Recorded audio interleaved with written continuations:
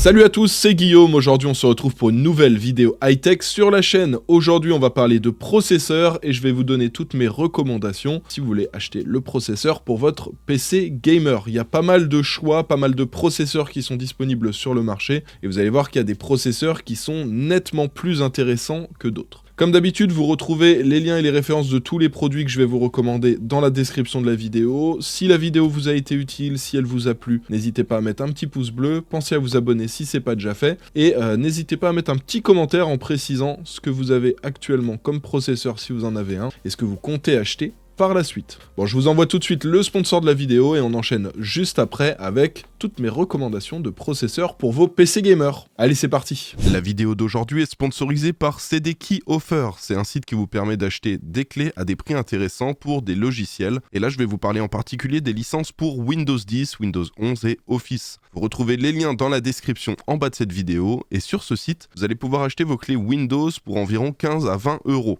Il suffit de cliquer sur le lien qu'il y a dans la description, d'ajouter le logiciel dans le panier et de se connecter à son compte ou d'en créer un pour ceux qui n'en ont pas encore. On ajoute ensuite le code GU20 qui vous permet d'avoir une réduction de 20% sur le prix affiché sur le site. Une fois le paiement effectué, on attend 1 à 2 minutes et on peut ensuite aller dans le User Center, c'est là qu'on retrouve toutes les clés qu'on a achetées. Il suffit ensuite de copier la clé, d'aller dans les paramètres d'activation de Windows et de coller la clé et le Windows sera activé. Alors, petite info avant que je commence à vous donner mes recommandations de processeurs, sachez que les recommandations, en fait, je les fais en fonction d'un côté des performances du processeur, quelles sont les performances concrètes qu'on va avoir en jeu avec ce processeur-là, mais pas uniquement, je vais aussi me baser sur le prix. Le but, c'est d'avoir le prix et les performances, ça permet de connaître le rapport performance-prix et aussi de connaître le coût du FPS, et à partir de ça, ça permet de savoir si un processeur va être intéressant ou non. Ce qui nous intéresse, c'est pas seulement de savoir si le processeur va être performant en jeu, c'est est-ce qu'il va être performant avec un prix intéressant face aux autres qui sont disponibles sur le marché, et en comparant tout ça, ça nous permet de déterminer quels sont les 5, 6, 7 processeurs les plus intéressants actuellement sur le marché pour avoir le meilleur rapport performance-prix pour son PC gamer, histoire d'avoir le plus de performance pour le prix qu'on va mettre. Alors il y a quelques petites choses importantes dont il faut que je vous parle aussi. Pour info, en fonction de la définition dans laquelle vous allez jouer, alors on peut dire définition, résolution, ça dépend, en Full HD, en Quad HD, en 4K, etc. Vous n'allez pas avoir les mêmes besoins processeurs. Souvent, les gens se disent, plus je vais jouer dans une grosse définition, donc quand je vais jouer en 4K, il va me falloir un gros processeur pour gérer ça. Et en fait, c'est pas du tout le cas, c'est l'inverse. Quand vous allez jouer en 4K, votre carte graphique va générer, je sais pas, 80 images par seconde. Il va falloir que votre processeur il puisse gérer ces 80 images par seconde. Si vous jouez en 1080p, avec la même carte graphique, elle va générer beaucoup plus d'images par seconde. Vous serez peut-être à 220 images par seconde, et là, dans ce cas-là, il faudra que le processeur puisse gérer 220 images par seconde. Et en fait, vous comprenez bien du coup que quand on va jouer dans une résolution plus faible, par exemple de la 1080p, eh ben, il y aura un besoin en performance processeur plus élevé avec une même carte graphique que si vous jouiez en 4K. Donc, ne partez pas forcément sur des très gros processeurs si vous comptez jouer sur un écran 4K. Vous aurez moins de besoin de performance processeur. Donc quand vous jouez par exemple en 4K, c'est mieux de mettre un peu plus de budget dans la carte graphique parce que c'est elle qui va demander des performances, et un petit peu moins dans le processeur. Et quand vous jouez dans des petites résolutions comme par exemple la Full HD, ça peut être intéressant de mettre un petit peu plus de budget dans le processeur et peut-être un tout petit peu moins dans la carte graphique. Voilà, ça c'est la première chose importante parce qu'il y en a beaucoup qui confondent en général et qui font l'inverse de ce qu'il faut faire, qui mettent un très gros processeur quand ils veulent jouer en 4K. Autre chose importante, il faut pas forcément se rediriger vers le processeur le plus cher. C'est pas le processeur le plus cher qui va être forcément le plus performant. Je vous donne un petit exemple tout simple, le 7800X3D. Donc ça, c'est un processeur de chez AMD, et à côté de ça, il y a le 7950X3D. Ces deux processeurs-là, vous voyez, le 7950X3D, il coûte, je crois, 60% plus cher que le 7800X3D. Et pourtant, c'est le 7800X3D qui est plus performant en jeu de quelques pourcents, hein. Ils sont pas très loin, mais globalement, vous voyez, c'est pas intéressant de mettre une fortune dans un 7950X3D, là où avec le 7800X3D, on va faire aussi bien pour beaucoup moins cher. Autre chose importante aussi, c'est vrai que à l'époque on regardait beaucoup le nombre de cœurs, le nombre de threads, etc. et les fréquences des processeurs pour connaître les performances. Le truc c'est que c'est pas un bon indicateur au niveau des performances d'un processeur. Vous allez avoir deux processeurs qui ont 6 cœurs, 12 threads, les mêmes fréquences, et pourtant il y en a qui vont avoir des performances très différentes les uns des autres. Ça va dépendre de l'architecture, ça va dépendre aussi du cache du processeur, ça va dépendre de plein de choses, de la génération du processeur. Donc regardez uniquement le nombre de cœurs, le nombre de threads et les fréquences, ça suffit pas pour connaître les performances d'un processeur. Donc moi, dans cette vidéo, je vais me baser sur des benchmarks concrets qui ont été faits en jeu. Ça veut dire les processeurs, ils sont tous passés en test sur des jeux vidéo. À partir de ça, on voit le nombre d'images par seconde qu'on arrive à gérer avec un processeur. Ça permet de connaître ses performances concrètes. Et là, au moins, on sait quelles sont les vraies performances d'un processeur. Et ensuite, deux dernières petites infos importantes. Ça, c'est pour optimiser vos achats, de manière à faire les achats les plus malins en termes de budget. Si vous achetez un processeur Intel, vous allez vous faire un PC gamer, vous aurez une carte graphique dans le PC. Donc, vous n'avez pas besoin de partie graphique sur le processeur Intel. Donc, si vous pouvez prendre une version avec un F à la fin du nom du processeur, par exemple un 12600KF, quand vous avez le F à la fin, ça veut dire qu'il n'y a pas de partie graphique, mais dans tous les cas, on n'a pas besoin de cette partie graphique-là vu qu'on a une carte graphique dans le PC, et ça permet en général d'économiser 10, 20, 30 euros suivant le processeur. C'est toujours intéressant et c'est toujours ça de gagner, ça permet d'avoir un peu plus de budget pour la carte graphique, le stockage, la RAM, etc. Et une autre petite note intéressante, ça concerne les processeurs AMD. Vous avez les Ryzen 7000 qui sont les derniers processeurs sortis chez AMD, et ceux-là, ils sont uniquement sur de la DDR5. La DDR5, ça coûte plus cher que la DDR4, c'est plus performant aussi, mais ça coûte quand même plus cher, même si les prix ont beaucoup baissé. C'est pour ça que dans mes recommandations, vous verrez que pour les processeurs les plus chers, là je vous proposerai des Ryzen 7000 parce qu'on va être sur des grosses configs avec des gros budgets, mais pour les configs entrée de gamme, les moins chers, je vais privilégier des Ryzen 3000 et 5000 parce que ça nous permet d'avoir une config en DDR4, et pour les petits budgets, on va dire en dessous des 1200 euros, c'est plus intéressant pour les processeurs AMD de partir sur du Ryzen 5000 ou du Ryzen 3000 en termes de rapport performance-prix. Enfin bref, on a fait le tour des petites choses dont il fallait absolument que je vous parle avant de vous donner toutes mes recommandations. Là, je vais vous donner mes recommandations de processeurs en allant du plus petit budget jusqu'au plus haut budget, donc en fonction des performances que vous voulez, du moins puissant au plus puissant, toujours en se basant sur le rapport performance-prix, le coût du FPS. Et pour info, dès que je vous ai donné la liste des processeurs et de mes recommandations, vous aurez en fin de vidéo mes recommandations en carte mère, donc ce que vous pouvez associer comme carte mère en fonction des processeurs que je vous ai recommandés, et aussi les kits de RAM qui sont intéressants. Vous avez aussi tous les liens dans la description. Alors on commence avec le premier processeur que je vous recommande. Vous avez un tableau qui va s'afficher pas mal de fois pendant la vidéo, vous verrez les barres en rouge, c'est les processeurs que je vous recommande. Donc le premier, le plus entrée de gamme, c'est le Ryzen 5 3600. C'est un processeur qu'on arrive à retrouver en dessous de la barre des 80 euros en ce moment. C'est un processeur, bon, il n'est pas ultra performant, on reste dans de l'entrée de gamme, mais c'est un processeur qui a un excellent rapport performance-prix. Le coût du FPS pour ce processeur, il est de 55 centimes par FPS. Donc vous payez 55 cents pour avoir un FPS. Alors là, c'est en fonction des tests qui ont été faits tout le temps dans les mêmes conditions, mais en fonction des paramètres que vous mettez, ça change. Mais globalement, ça vous donne un indice. Celui-ci, c'est celui qui a le meilleur rapport performance-prix. C'est sûr qu'on va pas avoir des performances incroyables. D'ailleurs, dans le classement, c'est le moins performant qu'il y a. Mais clairement, pour ceux qui veulent se faire une petite config en dessous des 800 euros, même en dessous des... On peut même se faire des configs à 600 euros avec un processeur comme ça. Et quand on a que 80 euros à mettre dans le processeur, ça reste intéressant. Pour ceux qui ont un petit peu plus de budget, là j'ai un processeur de chez Intel à vous conseiller. Enfin, j'en ai même deux de chez Intel. Ces deux processeurs, c'est le Intel Core i3 12100F et le Intel Core i5 12400F. Ça, c'est deux excellents processeurs qu'on retrouve pour l'entrée de gamme et qui sont vraiment super intéressants. Pour info, le 12100F, on le retrouve à 100 euros, 99 actuellement. Et le 12400F, ce qui est bien, c'est qu'il a pas mal baissé, donc il est encore plus intéressant qu'avant. Maintenant, on le retrouve en dessous des 140 euros. Il est entre 130 et 140 euros. Et clairement, un 12400F à ce prix-là, c'est vraiment super intéressant. Au niveau du coût du FPS, pour le 12100F, on est à 62 centimes. Et pour le 12400F, on est à 76 centimes. Donc, c'est deux processeurs qui vont être intéressants. Si vous avez un budget un tout petit peu plus élevé que, voilà, aux alentours, on va dire entre 800 et 1000 euros, ça va être des processeurs qui vont être vraiment super intéressants. Avec le 12400F, vous pouvez même monter jusqu'à des configs à 1200, 1300 euros. C'est un processeur qui fonctionne fonctionne super bien. Si vous prenez pas des jeux qui sont trop gourmands en performance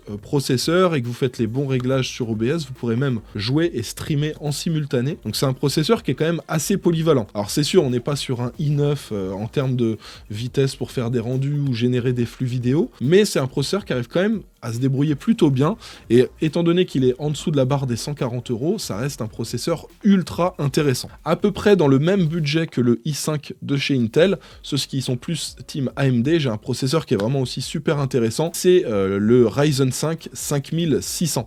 Alors il y a le 5600 et le 5600X, les perfs sont quasiment les mêmes. Si vous faites un mini overclocking sur le 5600, vous augmentez un tout petit peu les fréquences, mais pas grand chose, vous atteignez les perfs du 5600X, et en général le 5600X il est plus cher. Donc moi ma recommandation c'est plutôt le Ryzen 5 5600. Vous le retrouvez aux alentours des 150 €. De temps en temps il y a des petites promos, on le retrouve à 130, 135, 140, mais globalement le prix auquel on le retrouve c'est 150 €. Là vous allez sur Amazon, c'est 150 €. Et là vous avez vraiment un super processeur pour le gaming, pareil pour jouer en Full HD, en Quad HD, en 4K ça va être très très bien. Bon ça dépend aussi de la carte graphique, hein. Si vous voulez jouer en 4K avec une 4090 ça va pas être suffisant en termes de performance pour suivre, parce que la carte graphique va quand même générer pas mal d'images par seconde. Mais de manière générale, si vous avez une config assez équilibrée, ça va être un très très bon processeur pour des configs entre, allez, on va dire entre 700 et 1100, 1200 €. Ça va être assez intéressant. En plus, vu qu'on est sur des Ryzen 5000, on reste en DDR4, et en plus de ça, on a des cartes mères qui coûtent pas très cher. Vous verrez, j'ai 2 cartes mères intéressantes à vous recommander. Il y en a une à 80 € et une à 120 €. Alors celle à 80, je vais plus vous la recommander pour le Ryzen 5 3600, mais celle à 120 €, elle fera parfaitement l'affaire en combinaison avec un 5600 et un kit de RAM en DDR4, et ça vous permet d'avoir une très très bonne base. Pour info, le rapport performance-prix, le coût du FPS pour le Ryzen 5 5600, il est de 82 centimes d'euros. À côté de ça, le i5 13400F. Celui-ci, il est très intéressant. On est sur un coût du FPS à 1,05 €. Alors vous voyez que le prix, il augmente plus on augmente en gamme. C'est toujours comme ça, c'est pareil pour les cartes graphiques. Plus vous voulez quelque chose de puissant, plus ça va vous coûter cher d'avoir plus puissant. Donc c'est pour ça que le coût du FPS augmente en fonction de la puissance du processeur, et c'est pareil en général pour les cartes graphiques. Donc là on est à 1,05 € pour le 13400F, donc c'est la version F sans partie graphique, donc ça permet d'avoir quelque chose de plus intéressant aussi en termes de rapport performance-prix. Là aussi, très très bon processeur. Avec ça, pareil, si vous faites les bons réglages, vous pourrez jouer, streamer en simultané, ça va bien fonctionner. Les performances aussi sont très très bonnes, et ça va être un très bon processeur, même pour se faire des configs, allez, à 1500 € par exemple. Vous pouvez mettre ça par exemple avec, je sais pas, on va dire une 6900 XT, une 6950 XT, ça va super bien fonctionner, même pour de la Full HD, ça va réussir à tout gérer super bien. Donc là aussi, processeur très intéressant en termes de rapport performance-prix. Sachant que c'est un processeur qu'on retrouve légèrement en dessous des 200 €. Là, au moment où je vous fais la vidéo, je l'ai trouvé à 198 €. Pour info, là maintenant, on va commencer à augmenter en budget. Donc on arrive sur un petit peu aux alentours des 250 €. Et là, pour moi, ça commence à devenir intéressant de prendre de la DDR5, et donc vous allez avoir des Ryzen 7000 côté AMD. Étant donné qu'on a un budget plus élevé, quand on veut faire une grosse config avec des grosses performances, là ça commence à devenir intéressant de se faire une config avec de la DDR5. Donc le processeur suivant que je vous recommande, c'est un processeur de chez AMD en Ryzen 7000, c'est le Ryzen 5 7600X. Vous avez aussi le 7600 qui est pas trop mal, qui est à peu près, il est un peu moins performant et un peu moins cher, mais le coût du FPS est quasiment le même. C'est 1 € pour le 7600 et 1,14 € pour le 7600X, donc ça reste correct. En termes de prix, le 7600X, il est à 261 € au moment où je vous tourne la vidéo. Ça peut changer, hein, ça se trouve au moment où vous regardez la vidéo, il a baissé ou alors il est un peu plus cher. Les prix fluctuent pas mal, mais voilà, ça reste quand même un processeur assez intéressant. Et en termes de carte mère, là aussi on va se permettre de prendre une carte mère un peu plus chère, étant donné qu'on va être sur un budget un peu plus élevé avec un gros PC. En termes de performance aussi, il va être très très bon. Avec ça, vous pourrez aussi faire un petit peu de montage vidéo, hein. C'est un processeur qui va très très bien gérer ce genre de choses. Alors c'est toujours intéressant quand on fait du montage vidéo d'avoir une carte graphique qui correspond.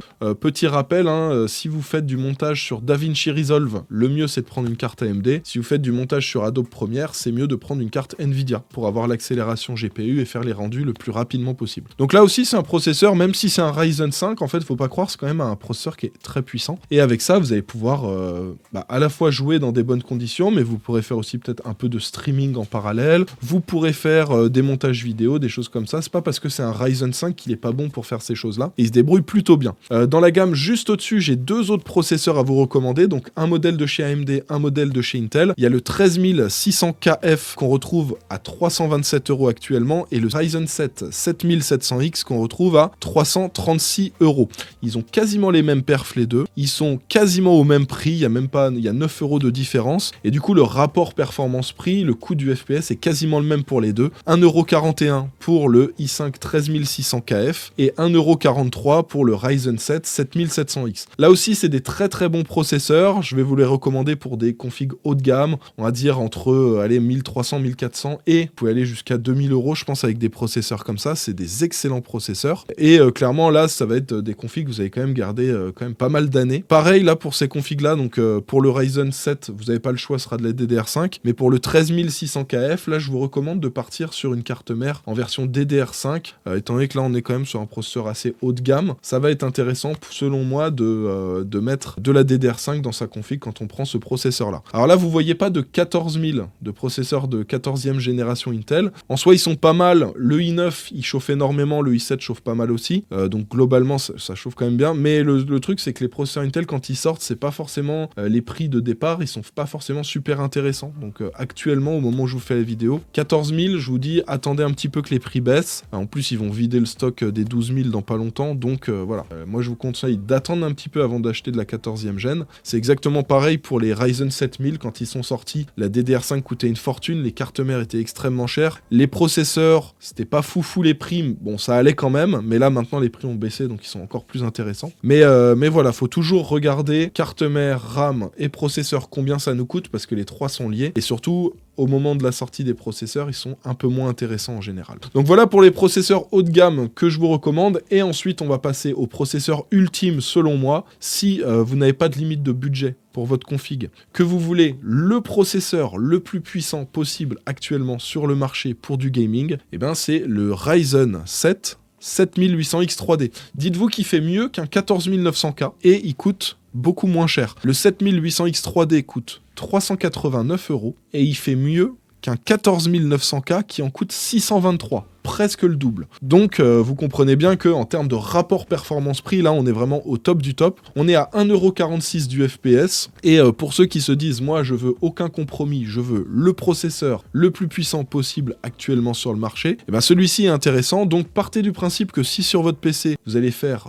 beaucoup de gaming, principalement du gaming, ça ne sert à rien de mettre plus de 389 € dans le prix de votre processeur parce que le pros le plus puissant coûte 389. Si vous mettez plus que 389 € dans votre processeur, c'est que vous comptez faire du gaming plus d'autres choses très spécifiques, mais de manière générale, il n'y a pas besoin de mettre une fortune 600 €, 700 € pour mettre un i9.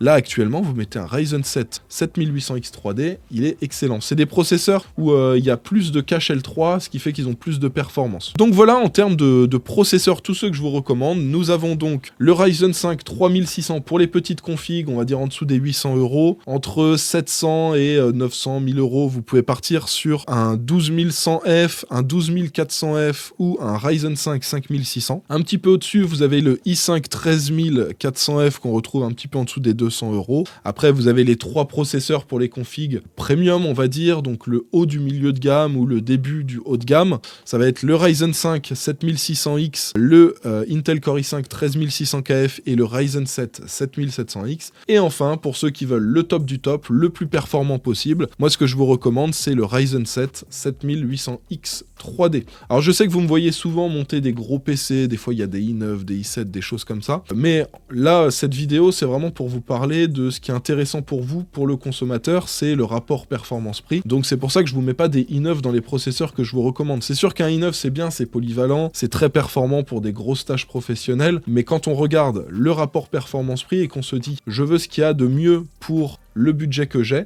Du coup, c'est ces processeurs-là que je vous recommande. Pour info, dans une semaine, vous aurez une vidéo dans le même style, mais pour les cartes graphiques, pareil, on va regarder le rapport performance-prix et je vous ferai toutes mes recommandations. Alors maintenant, je vais vous montrer quelques petites choses intéressantes. Ce sont les cartes mères que je vous recommande et les kits de RAM. Alors, la première carte mère qui peut être intéressante si vous prenez le Ryzen 5 3600, ça peut être cette carte mère, la Gigabyte B550M DS3H, qui fera l'affaire pour un Ryzen 5 3600. C'est pas un processeur qui en demande beaucoup, donc en termes de carte mère, ça suffira. En termes de connectique, c'est pas incroyable, mais c'est suffisant quand même. Vous voyez qu'il y a quand même quelques ports USB, etc.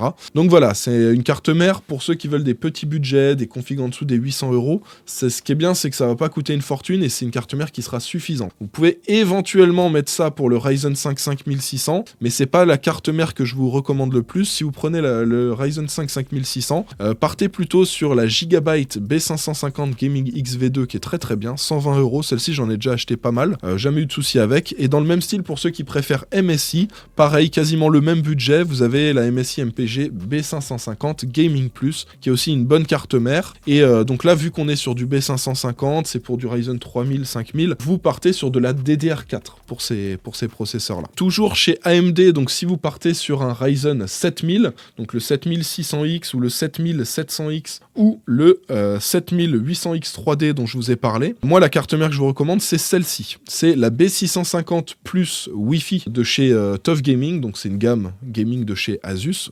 Celle-là, je trouve le rapport qualité-prix très intéressant. On est à 200 €, on est sur de la DDR5, du coup, vu que c'est Ryzen 7000. Donc là, vous prenez un kit en DDR5. Et celle-ci, ce qui est bien, c'est que pour 200 €, on a quand même une carte mère qui fonctionne super bien, avec pas mal de connectiques. On est sur une config haut de gamme, vu qu'on est sur des Ryzen 7000 en DDR5. Le budget va être élevé, donc c'est quand même important d'avoir ce qu'il faut au niveau connectique, d'avoir une carte mère fiable et une carte mère qui va pouvoir supporter tous les processeurs que je vous ai recommandés. Là, vous mettez un 7800X 3D là-dessus, ça fonctionne super bien. D'ailleurs, le PC que j'ai offert en Algérie, c'était un 7800X 3D sur cette carte mère là. Ça marche nickel. Donc voilà ce que je vous recommande si vous partez sur un Ryzen 7000. Pour ceux qui vont partir sur une config en Intel, alors soit vous prenez par exemple le i3 12100F et du coup c'est un processeur qui coûte que 100 €, donc on n'a pas envie de mettre non plus une fortune dans la carte mère parce que si vous mettez que 100 € dans le pros, c'est que vous n'avez pas un très très gros budget. Là on a une carte mère qui est intéressante, c'est une Gigabyte B760M à 126 €, c'est la version DDR4, donc ça c'est intéressant parce que vous n'allez pas mettre de la DDR5 là-dessus et ça vous permet de rester aussi limité en termes de budget pour la partie RAM. Et en soi c'est une carte mère qui sera correcte pour un processeur comme celui-ci. Pour info, c'est une carte mère en micro ATX, vous voyez elle est moins haute que les cartes qu'on voit en général en ATX, donc ça peut être intéressant pour se faire un petit PC par exemple, si vous voulez faire une petite config en micro ATX, ça peut être cool aussi. Donc cette carte mère je vous la recommande. Vous avez aussi une carte, alors celle-là elle est en plein format, en plus elle a le Wi-Fi. Celle-là, je vais vous la recommander si vous prenez le 12400F, si vous prenez le 13400F aussi, ça va être intéressant. Elle est aussi en version DDR4, elle coûte 170 €.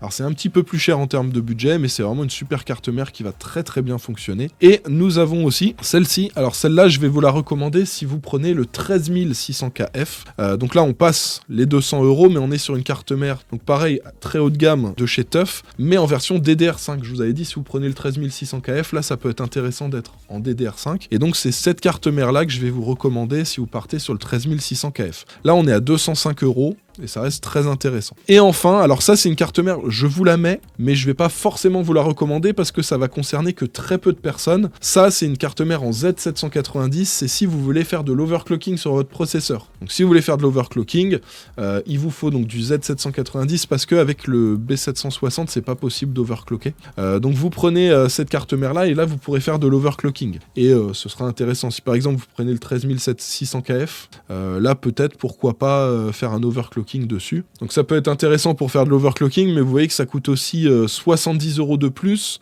Donc là, on peut se poser la question et se dire, est-ce que c'est pas mieux de mettre 70 € de plus dans le processeur et de rester sur une carte mère à 200 €? Donc c'est pour ça que je vous la mets. S'il y en a qui veulent faire de l'overclocking, voilà, moi ce serait là-dessus que je partirais, mais je suis pas sûr que ce soit le meilleur choix. On passe maintenant à la RAM. Alors pour ceux qui veulent de la DDR4 2 x 8 Go, non RGB, vous avez ce kit Kingston Fury Beast en 3200 C16. Très très bon kit de RAM. Pour ceux qui veulent 2 fois 16 Go, donc 32 Go au total, vous avez ce kit chez Alternate, c'est des G-Skill Ripjaws 5 à 75 €. C'est de la 3600 C18, mais en termes de perf, ça va être équivalent à la 3200 C16. Donc voilà, la fréquence est un peu plus élevée, mais la latence est un peu moins bonne, donc globalement ça s'équilibre. Donc voilà pour ceux qui veulent de la DDR4 sans RGB, le kit en 16 Go, le kit en 32 Go. Ceux qui veulent du RGB, ça c'est génial.